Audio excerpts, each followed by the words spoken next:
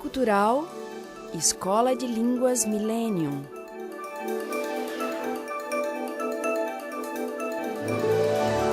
Próton Editora.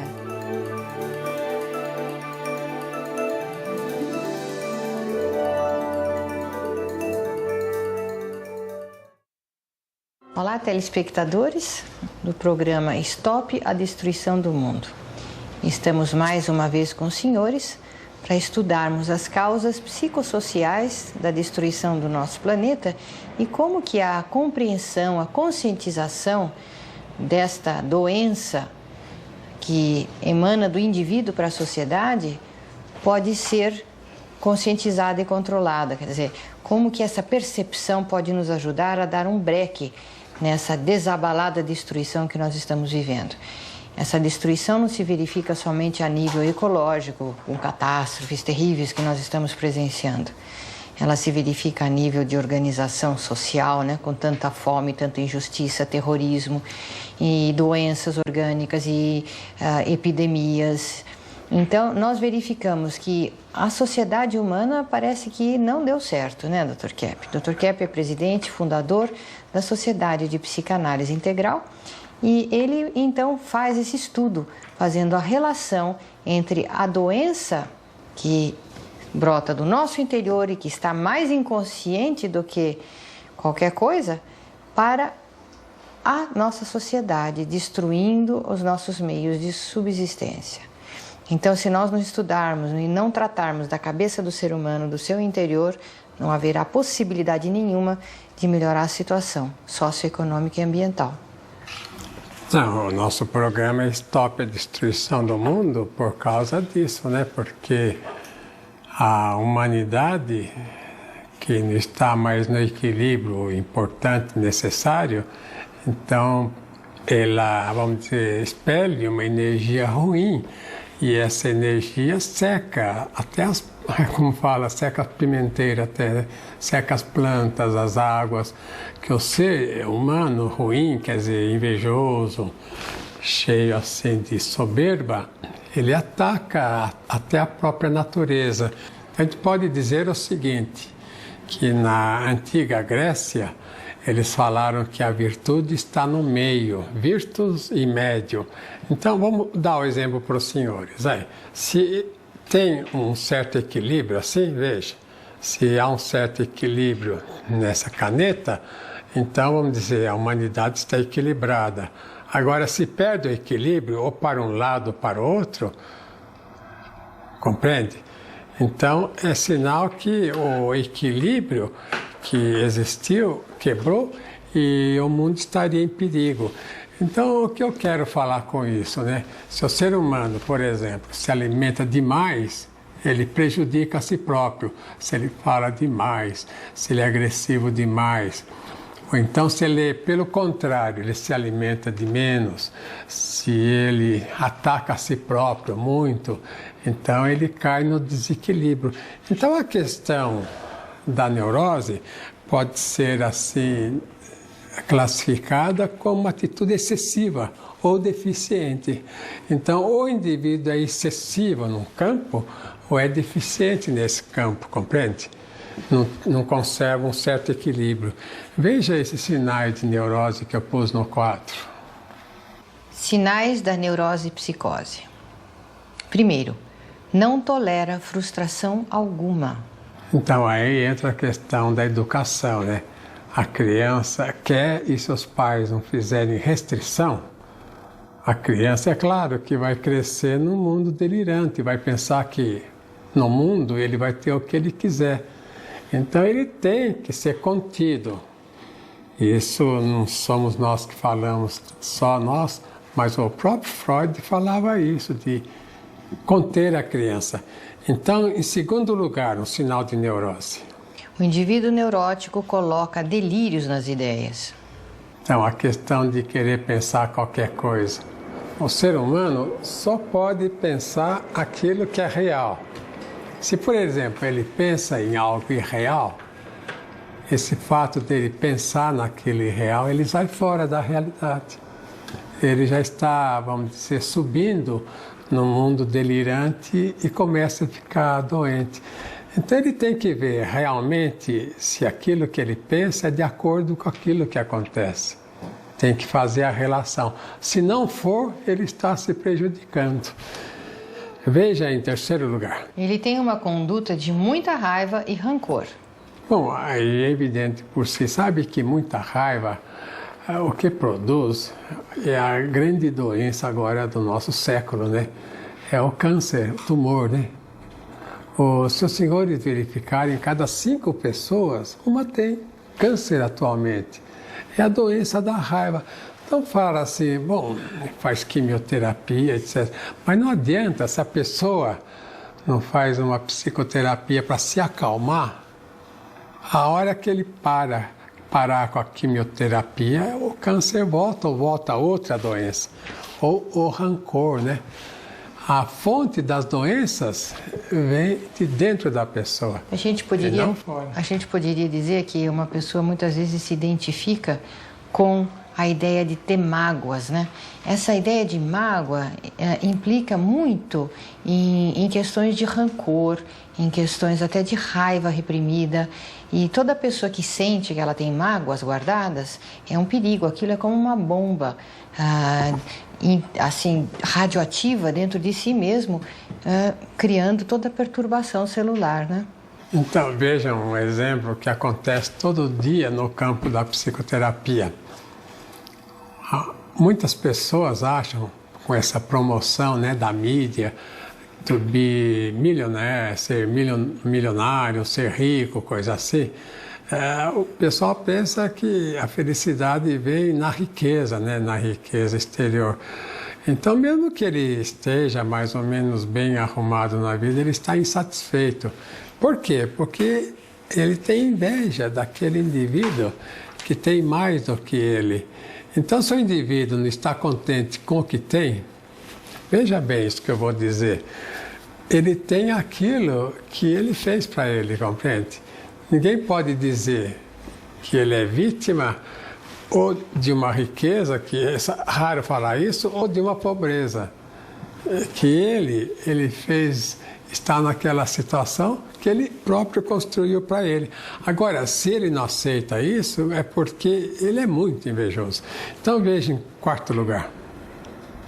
Ele não concatena bem as ideias. Os senhores notem que tem certas pessoas que não conseguem concatenar um pensamento, quer dizer, não conseguem explicar uma coisa. Vai falar, não fala, ou então fala de menos, ou é muito prolixo. É sinal de doença. Quinto lugar. Gosto excessivo pelo mundano. O que é esse mundano, né? O mundano é a máscara.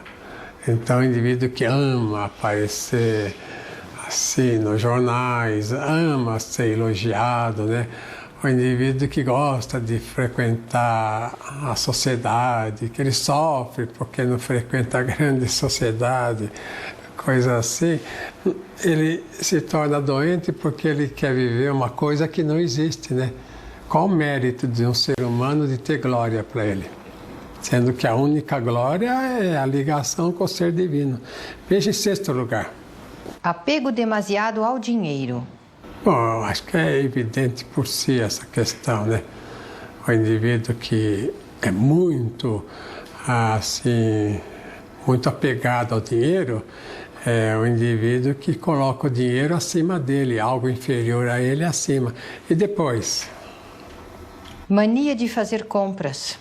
Bom, é evidente por si, né? A sociedade consumerista, a sociedade de consumo, né? É um verdadeiro absurdo porque está consumindo a natureza, está consumindo o mundo. A troco do quê, né? A pessoa que tem 1, 2 carros para ter 4, 5. A pessoa que tem 2, 3 pares de sapato para ter 300, né, Cláudia? Isso. A gente abre o guarda-roupa de muita gente, aí tem 50 ternos, tem 200 pares de sapato, e coisa assim, né? Porque isso é uma satisfação da inveja. Então, veja, em oitavo lugar. A pessoa tem muita voracidade com comidas e bebidas. E depois? E excesso de intrigas e calúnias. São pessoas que gostam muito de bater papo, de falar no telefone, né, Dr. Kepp? Você sabe que para saber que uma pessoa é doente ou não, basta ver se ele é intrigante. Se ele faz intriga, o que é intriga, né? É dizer uma coisa irreal do outro, ou não ver uma coisa real do outro. Vamos dizer, o delírio não é só de falar a mentira, é também o delírio é de não ver a verdade.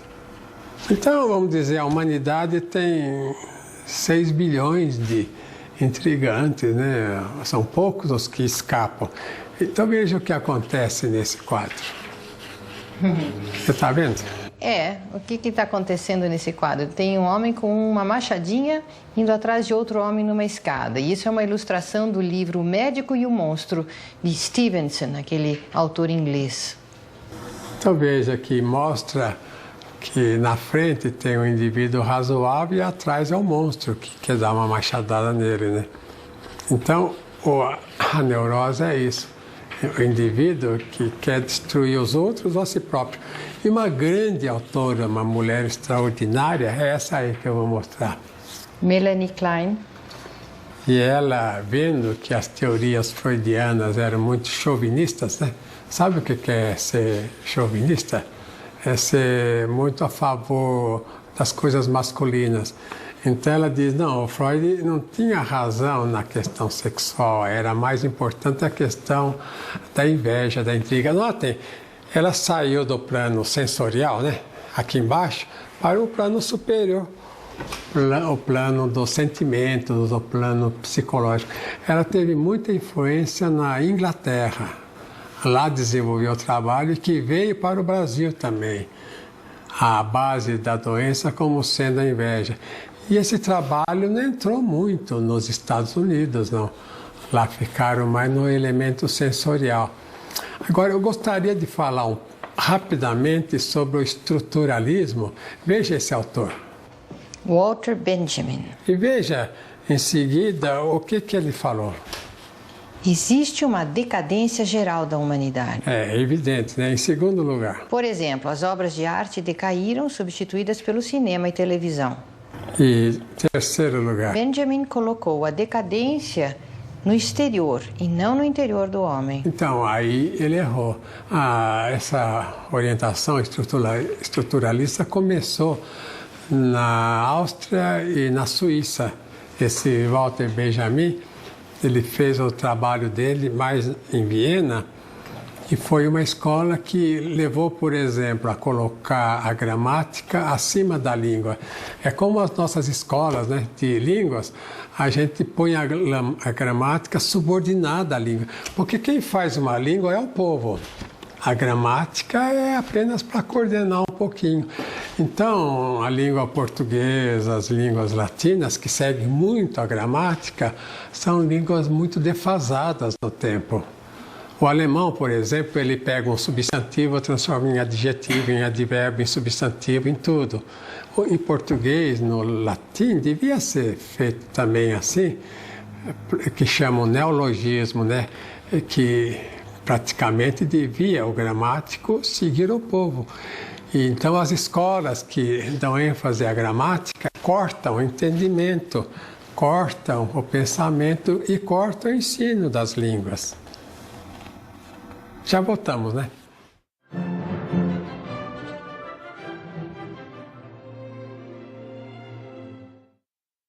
The interview's going wonderfully. It's a big opportunity at a great salary. Only one hurdle left. A conversation with your new director. She's from California. Now, don't you wish you'd learned English?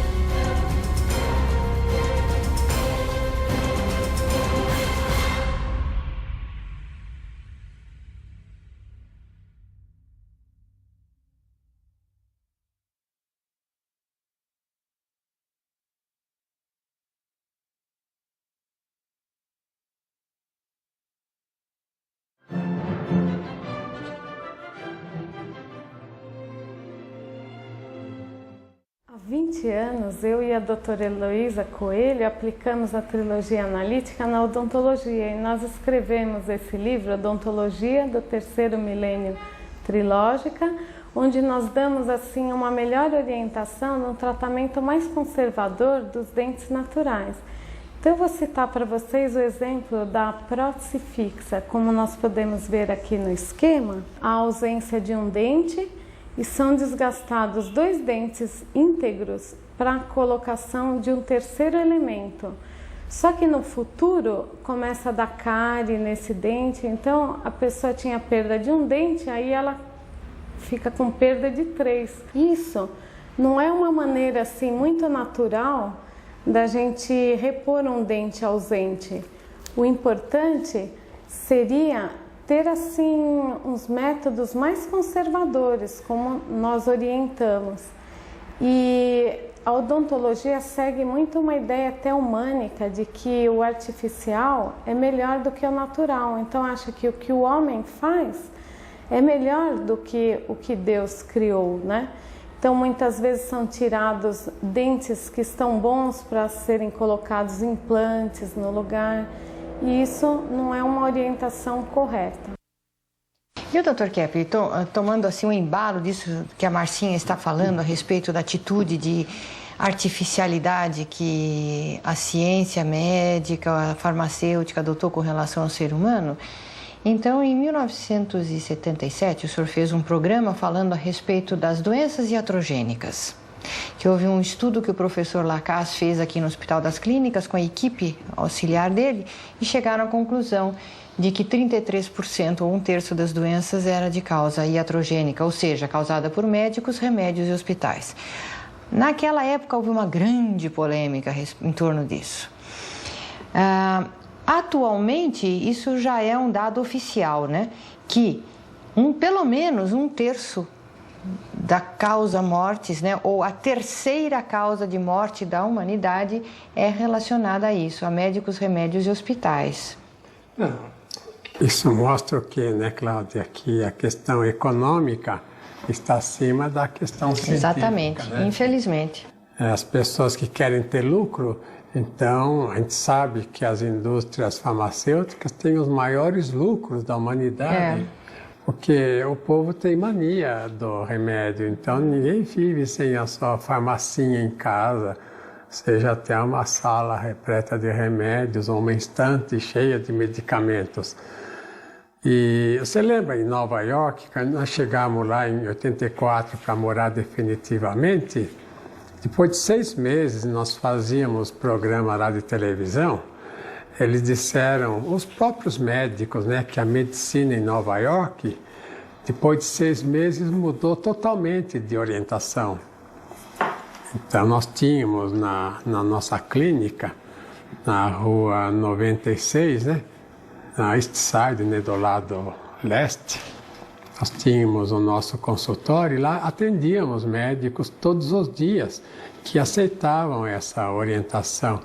Mas depois, né, infelizmente, o poder econômico foi forçando, colocando Prozac, medicamentos que eles achavam que eram maravilhosos, e retornou a uma medicina organicista que, como a gente sabe, é até perigosa.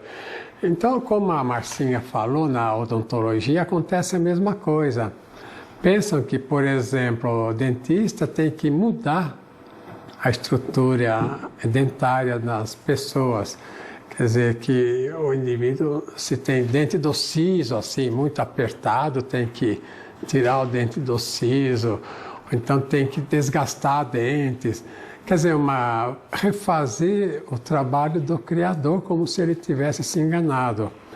Então, o ser humano, ele pensa que ele pode viver uma máscara. Eu fiz um esquema para elucidar isso, veja aí. Veja que a essência do ser humano é essa parte azulada no centro. Que a essência do ser humano, a realidade, é o bem lá em cima, né? É a estética, né? O belo, e o real, o verdadeiro. E o ser humano, rejeitando isso por inveja, ele criou então ao redor, né? O azul, a máscara Então, por causa da inveja, da mentira, da raiva, do ódio, do rancor, da aversão, da irrealidade. E mais ao redor tem a vivência no irreal, que o ser humano passou a viver. A oposição à vida real. Até eu escrevi um livro, veja, Terra, o Planeta Ilusório. Tem a capa de um famoso pintor norueguês que mostra ele desesperado aqui, com tudo o que acontece ao redor. Mostra o desespero que o ser humano vive. Então, o que eu quero falar com isso, né? Que à medida que o ser humano quis fazer uma vida diferente da natural, que a estrutura mental, a filosofia de vida da antiga Grécia é de fazer o ser humano viver de acordo com a natureza, compreende? Viver de acordo com as leis naturais. Então a grande ciência, a grande parte experimental importante é descobrir as leis naturais para viver e não criar novas leis, principalmente artificiais ou antinaturais. Então, o que aconteceu, por exemplo, na física? Veja aí. Inversão na física. Primeiro, Albert Einstein acreditava nesta fórmula, né? Energia igual a mc2 ao quadrado. Esse mc2 ao quadrado, m é a matéria, né? Que a energia, então, viria da matéria. Na velocidade da luz, o c ao quadrado, né? Que é algo meio incompreensível. Então veja que coloca como se a energia viesse da matéria. Se fosse assim, um sol, uma lua, um planeta não teria uma vida mais do que um ano, porque chuparia toda a matéria e acabaria com a energia. Então, é matéria que vem da energia, ou então matéria é energia. Então, quando a pessoa despreza, vamos dizer, a matéria, ele está desprezando a energia. Ele está desprezando até o ser divino, né, que criou os dois. Então, essa questão até foi muito discutida na religião judaica cristã, de que a matéria seria secundária. Não é, não. O ser humano, hoje nós estamos aqui com o nosso corpo.